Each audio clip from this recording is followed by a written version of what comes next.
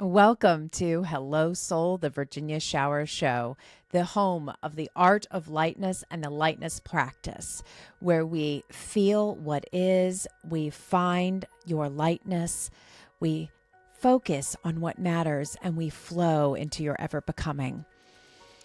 Soul friends, I'm here because I wanted to let you know something. I already recorded a few episodes of Hello Soul, and I thought, the order is very important, and something came to me during the time that I was recording, and that was that I truly wanted to release our first episodes on Easter. And so something shifted in me, and I felt this pull, and yeah, like a whisper, a knowing, and it said, start here. Start with the newness. Start with rebirth. I re-listened to one of my favorite hymns, Morning Has Broken, and Cat Stevens came through in my earbuds, and it was so cool. What I can say is that lightness starts with unconditional love. And what better person in our history to talk about than Jesus with unconditional love? So in this episode, I go into my mornings. I go into memories about sunrise service. I go into allowing you to find your mornings again, allowing you to set up your day for success, because we don't have to have one day that is a rebirth day. We can be reborn over and over and over again each and every day. So this is for the religious. This is for the non-religious. This is for the spiritual. This is for the people that are just willing to go deeper in their souls, to go deeper within, to be that ever becoming. So without further ado, happy Easter if you celebrate. Happy New Day for everyone. Here we go. I grew up in the Methodist church, and I absolutely loved sunrise service. We would have this cute little sunrise service every Easter. My mom, my dad, my little sister, and I would get up really, really early, like before the sun. And we would go to church, and we would set up the chairs. We would literally set up the chairs right in front of the church, and the stage of the church would be, or the pulpit, I guess you would say, would be at the porch of the church. There were like these concrete, I believe it was concrete steps up. And then that would be the stage or the pulpit. And then the sidewalk in front of the church and the grass area would be where we would all sit. It was intimate, of course, the main congregation would all pack it in during the 11 o'clock service, but the sunrise service was super special because it was like kind of cold outside most sunrise services, and yet we got to see the sunrise. Like, we got to see it become morning, and there was something, even as a kid, like I noticed the quietness of the morning, the stillness, and how the light changes in the morning. There's something really magical about that. And we used to sing the song Morning Has Broken, and that is my favorite hymn. I love it so much. And when I found out that Cat Stevens sings that song, oh my gosh, I just played that this morning because, it's spring, the freshness is in the air. And he says, God's recreation in it. And it's funny because I was watching it on YouTube, and it had the captions on the bottom, and I read it as recreation.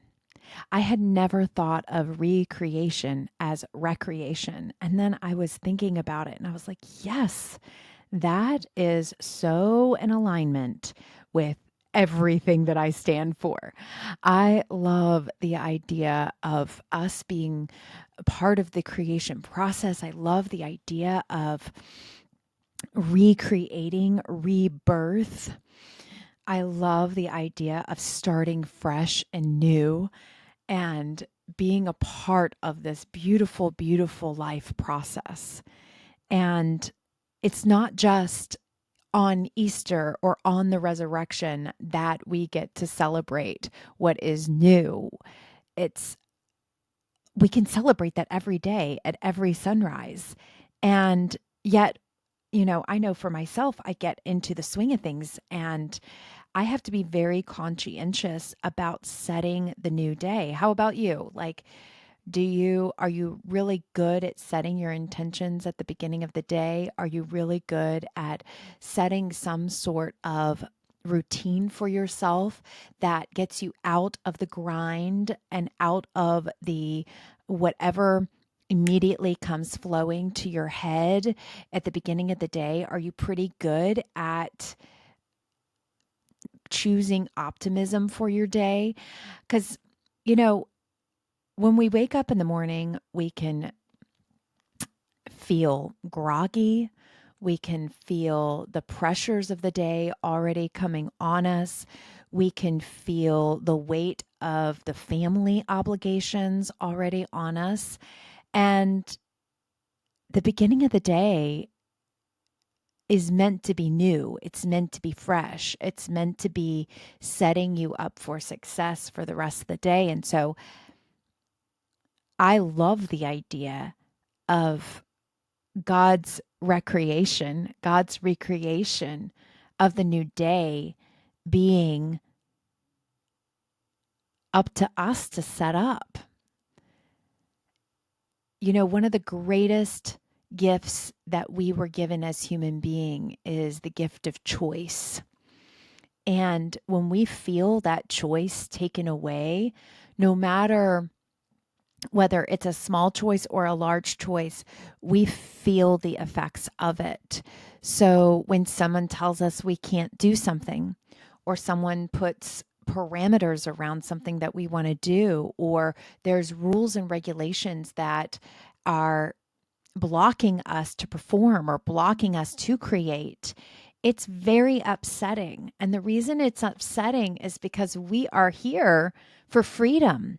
We're here to choose. And when choice seems to be taken away, that brings up all sorts of things, and especially in our bodies, and especially in our hearts. And so setting yourself up for success, saying, I have choice.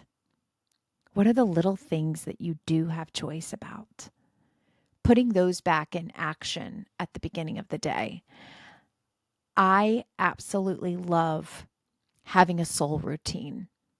And am I flexible with my soul routine and getting up in the morning and how I go about my morning? 100%. My my husband Justin, he is super good at his soul routine. It is like rote. Uh Shower, shave, breathe, he calls it. And sometimes he skips the shaving, but the breathing, the shower, and then the breath always happen right when he gets up in the morning. And I truly love that about him. It's in his DNA, it's in his signs, it's in all the things that is him that works for him. For me, I need it to be a little more flexible, but not too flexible because I will leave things out if I'm not careful. And it's very important to me that there are things that happen in my morning. Now, the order of it, I need the freedom to choose that order.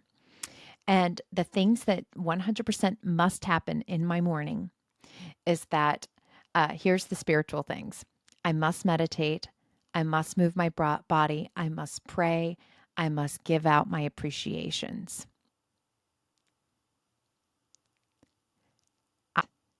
Almost 100% of the time, I'm journaling too.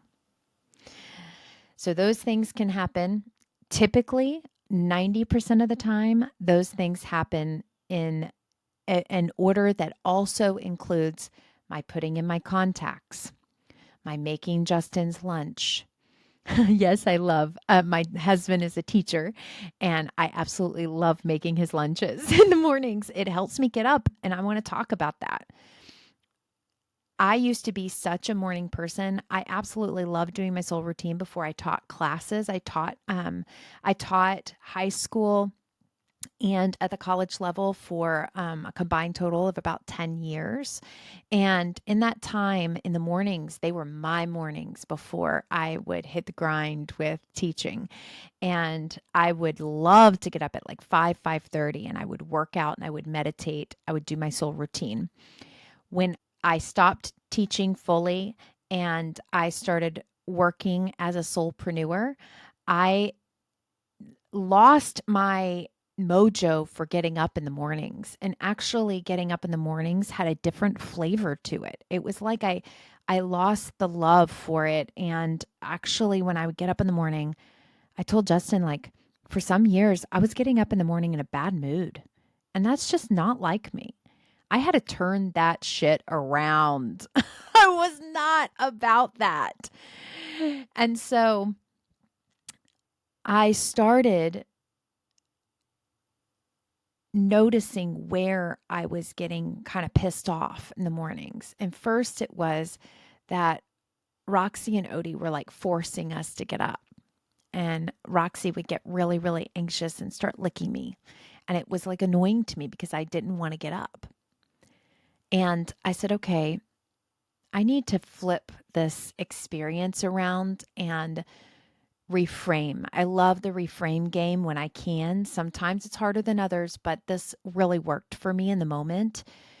When I got up, I immediately, when I felt frustrated, I then thought, oh my God, I love my dogs. I love her licking my face. It's so sweet. Like she's just loves me so much and she's so happy to be awake. I want to be happy and be awake like she is.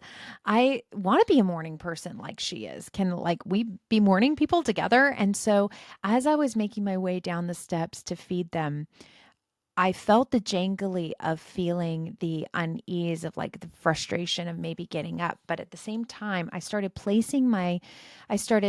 knew I felt that way so I started to find my way to gratitude and appreciation. Find things that I enjoyed. I enjoyed the fact that they were happy. I love the fact that my dogs are happy. And so I focused my attention on their happiness. I watched them run out of the house to go to the bathroom. They shoot out that back door and it's so fun to watch. And so I watched them do that and I had fun with it instead of just waiting for them to come back, in the frustration of being up that early. And then I took the moment to when I found that gratitude, I then started focusing on the fact that I didn't feel as bad as I did before. And each day it softened and it softened.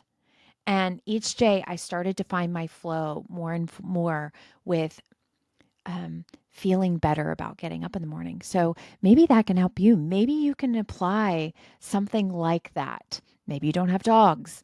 Maybe you have kiddos. Maybe you have an alarm that's really annoying that you need to reset. The other morning, actually, this happened recently. Justin's alarm, he changed the time of his alarm, or he changed his alarm, and all of a sudden, this really, really annoying sound came out of his iPhone. I was like, no, no, no, no, that is not going to wake me up in the morning. And I told him, I was like, that cannot happen. I need you to change the sound. And so he did. He went through the different tones with me and he said, this is a relationship right here.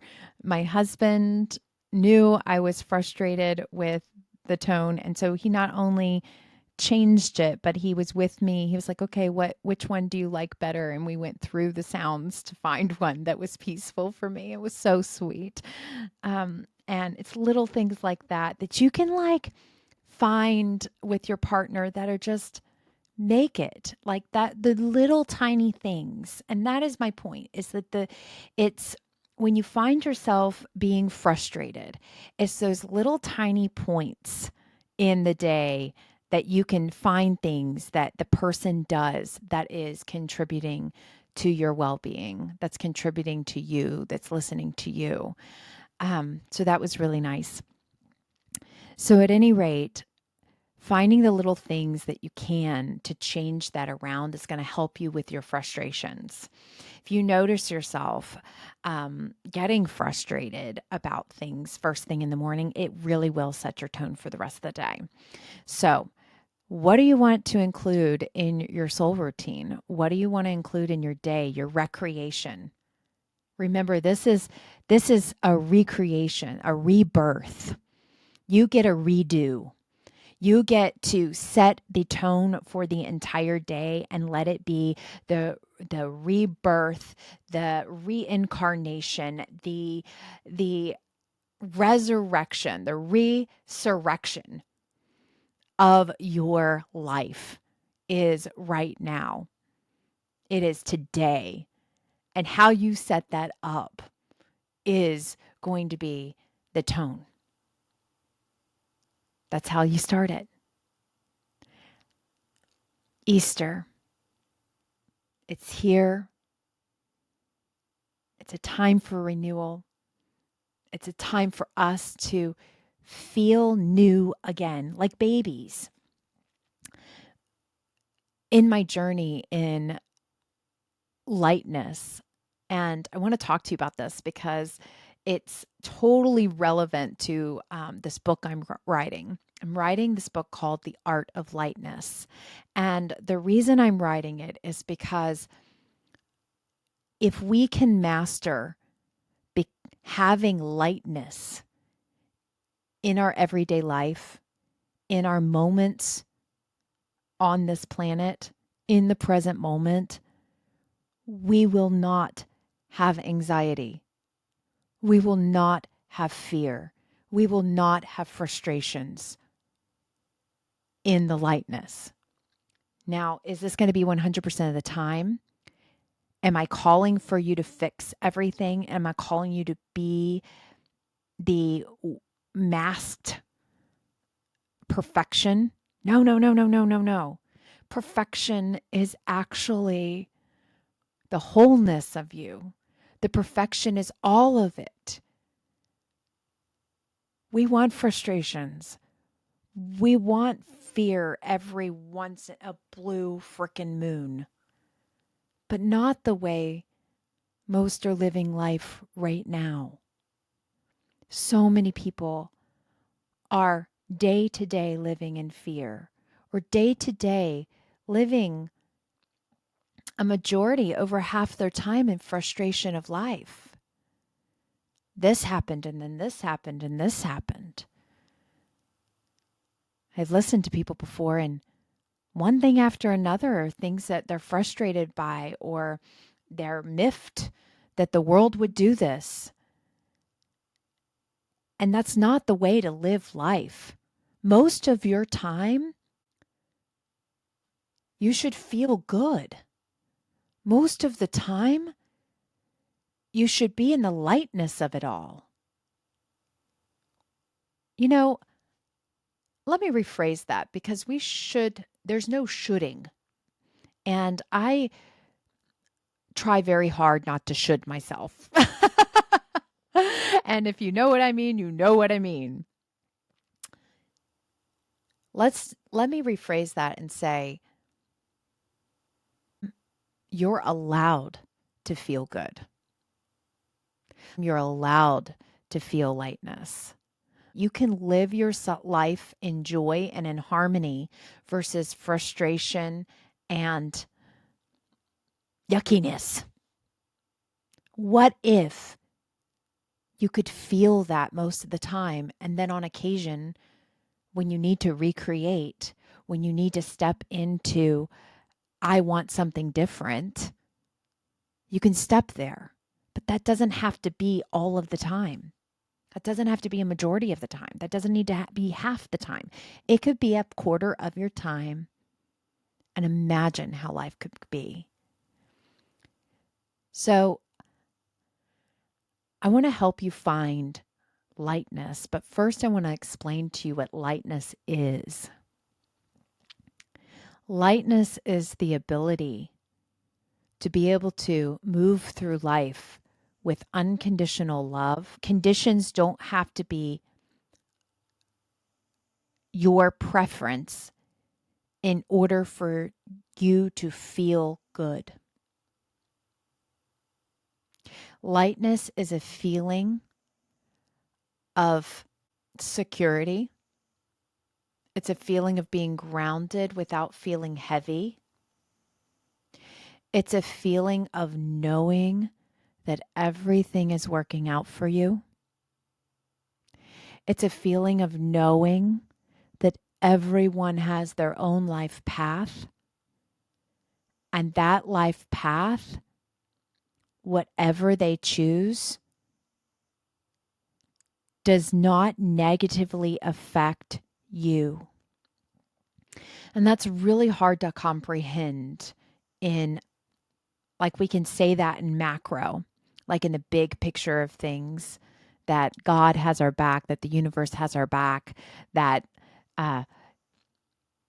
we understand that the cosmos, that the creation, our creator, all of it is working for us. We can understand that in the macro, but then in the micro, somebody did this and now I'm upset about it because it affects me.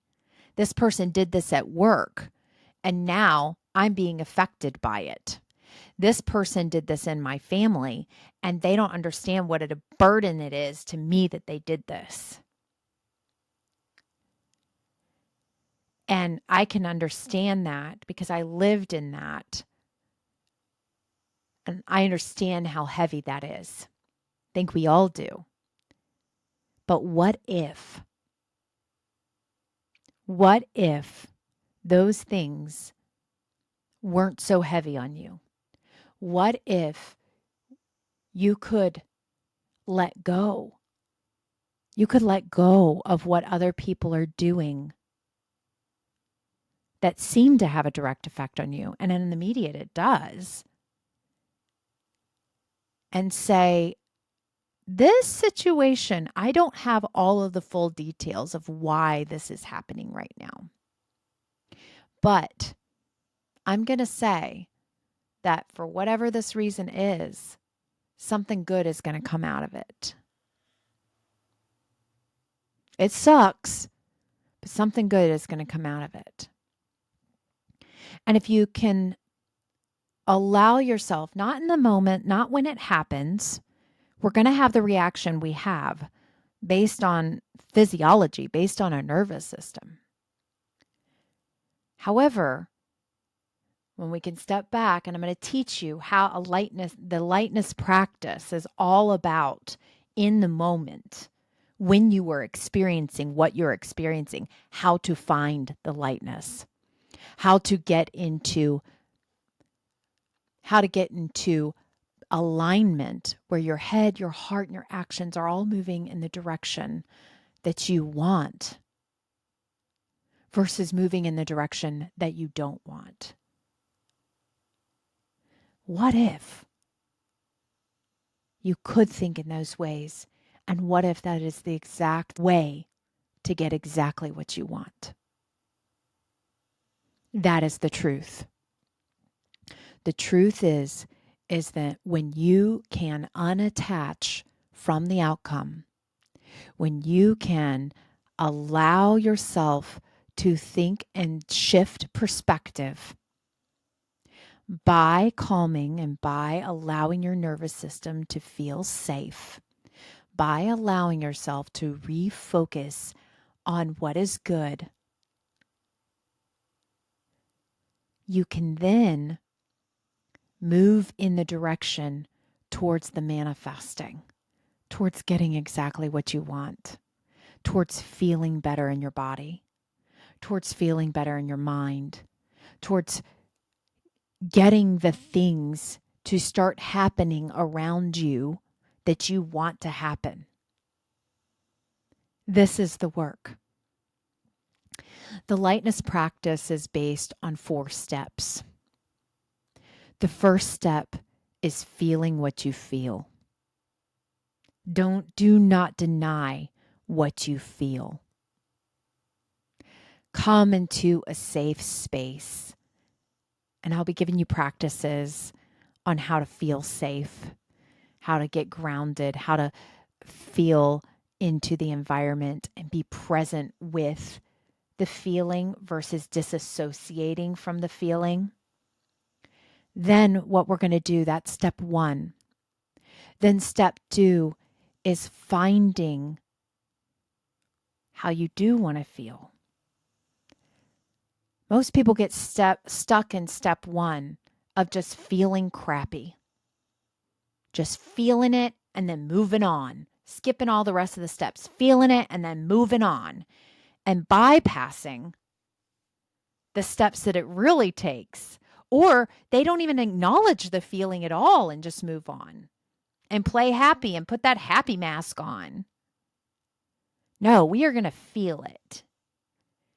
And then step 2 is finding.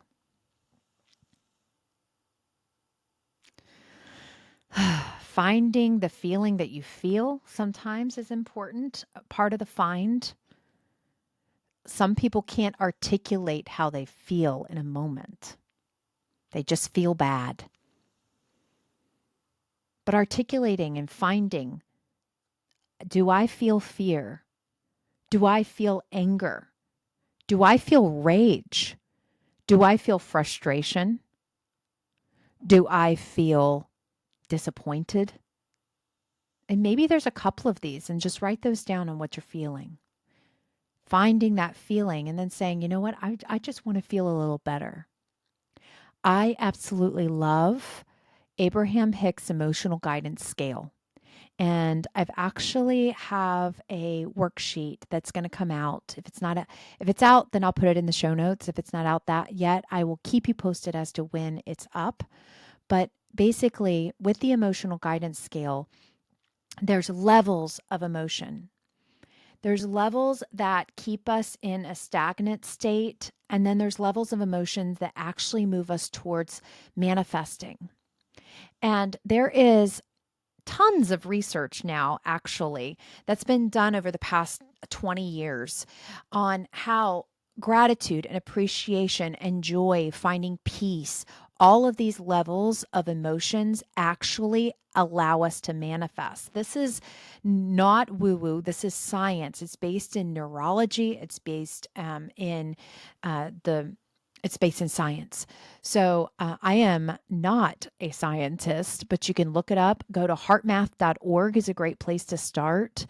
Or you can look up Dr. Doty, D-O-T-Y, and he is a great resource. I'll have to look it up and give that in the show notes as well.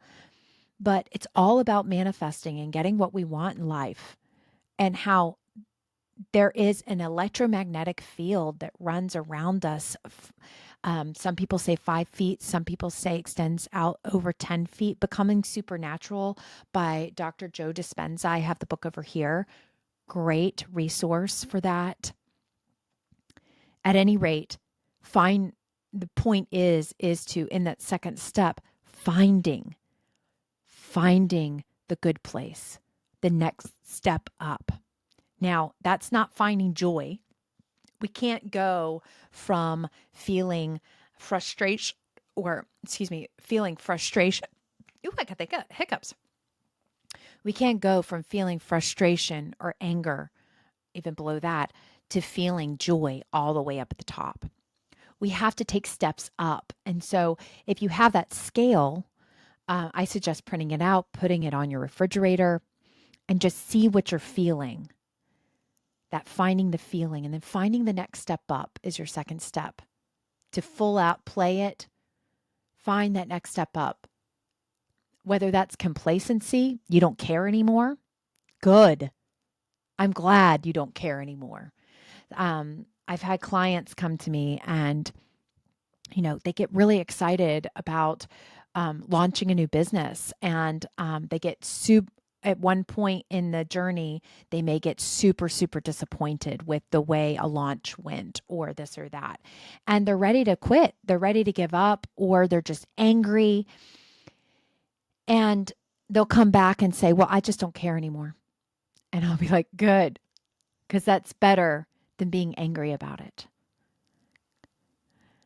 apathy is actually a great place to be, because the next step up is contentment, and we need to find contentment. So have that contentment, maybe move around in the scale, but finding that next good feeling. And when you get above this line, like above this threshold, and you're feeling good, maybe you're feeling positive expectation and optimism, that's when the juicy stuff comes. That's when good things start flowing in. And from there, you can do the first step is feel, then it's find. Then the third step is focus. So this is when we can focus on what we really want and get it. So if you're feeling good, focus on what you want. Focus on just feeling really, really good and saying, you know what, this is happening. Or if you feel the doubt come in, if you feel the lower vibrations come in with the want, take it back and focus on the wanting of something that is frivolous. Focus on the wanting of a good parking space. Focus on the wanting of your like to have a good day. Focus on maybe having more, like setting your intention on general things. And you'll notice actually when you set aside the focus on what you actually wanted, if that brings you down, it's still radiating out, and what you want can come in. And so that focus on feeling really, really good, on wanting that's already, is going to happen for you.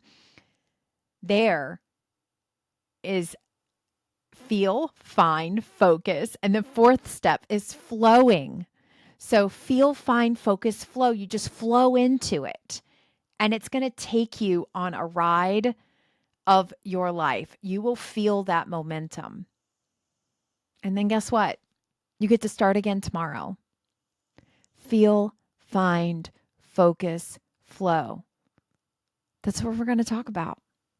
That's this podcast. Hello, soul. We're tapping into the soul. We're tapping into who we truly are. The soul is just who we truly are. In the next episode, we're going to talk all about the soul. We're going to talk about the spirit. We're going to talk about God. We're going to talk about all the spiritual juiciness. But before I let you go, I want you to know that on this Easter, on this day, you have a chance to be new.